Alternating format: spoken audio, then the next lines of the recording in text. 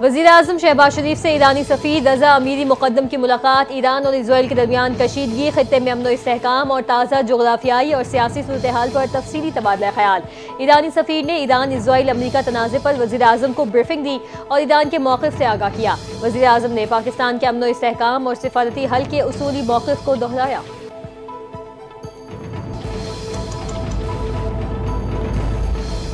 वज़ीर-ए-आज़म शहबाज शरीफ की ज़ेर सदारत कौमी सलामती कमेटी का अहम इजलास। ईरान इजराइल तनाज़े के बाद पैदा होने वाली सूरत-ए-हाल का जायज़ा, मुल्क की दाखिली और सरहदी सिक्योरिटी सूरत-ए-हाल पर भी गौर।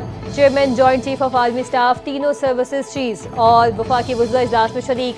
फील्ड मार्शल आसिम मुनीर अपना हालिया दौरा अमरीका पर शुल्का को एतमाद मिलेंगे।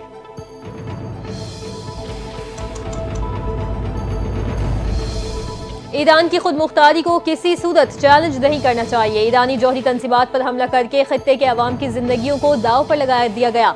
जंग में अमरीका की शमूलियत को अमरीकी अवाम भी कबूल नहीं कर रहे। कौमी असम्बली के इजलास में chairman Peoples Party Bilawal Bhutto Zardari का इजहार ख्याल। कहा, ईरान की जौहरी तंसीबात पर हमला आलमी क़वानीन की खिलाफ वर्जी है। इजराइल ने झूठ की बुनियाद पर ईरान पर हमला किया। पहले जो झूठा इल्जाम इराक पर लगाया गया, अब ईरान पर लगाया जा रहा है। ईरान इजराइल जंग का तदब्बुर और तहम्मुल से हल निकाला जाए।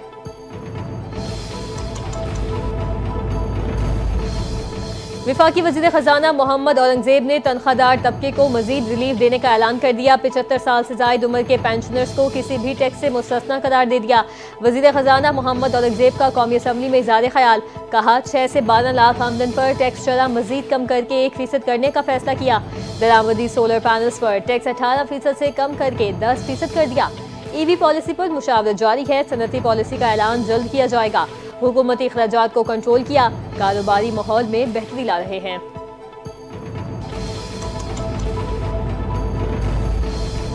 कौमी असम्बली में chairman Peoples Party Bilawal Bhutto और वज़ीर ख़जाना मोहम्मद औरंगज़ेब की तकरीर के दौरान अपोजिशन ने हंगामा खड़ा कर दिया। तकरीर के दौरान हुकूमती वज़ीर हनीफ अब्बासी और अता तारर से PTI अरकान की हाथापाई की कोशिश, शदीद तलखलामी। स्पीकर अयाज सादिक ने कहा, इकबाल आफरीदी साहब, यह आपकी गलत फहमी है कि असम्बली नहीं चलने देंगे। हनीफ अब्बासी, आगा रफ़ीउल्लाह, अमीर मकाम, अता तारर और दीगर अरकान वज़ीर ख़जाना के पास ढाल बन के खड़े हो गए।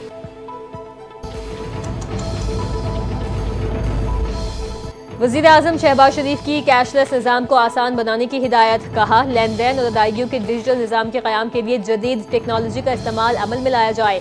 मईशत में शफाफियत लाने के लिए डिजिटल लेन देन का निज़ाम कायम करना इंतहाई अहम है। तरक्की याफ्ता ममालिक कैशलेस निज़ाम को तरजीह दे रहे हैं। वज़ीर-ए-आज़म की रास्त निज़ाम पूरे मुल्क में नाफिज करने की हिदायत।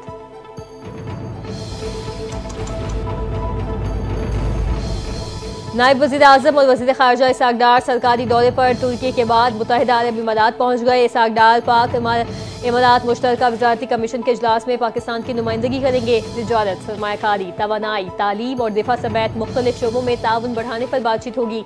इमाराती वफ़द की क़यादत शेख अब्दुल्ला बिन ज़ायद अल नहयान करेंगे।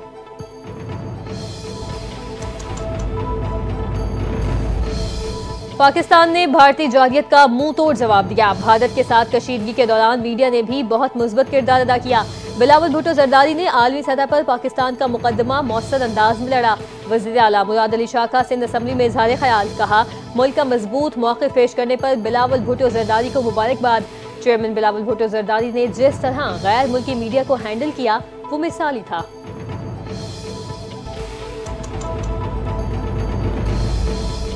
अमेरिका के ईरान पर हमले के असरात पाकिस्तान स्टॉक मार्केट में भी पड़ने लगे। ट्रेडिंग के दौरान 4000 से ज़ायद पॉइंट्स की शदीद मंदी। 100 इंडेक्स में 3855 पॉइंट्स की कमी। इंडेक्स 1,16,167 पॉइंट्स पर बंद हुआ।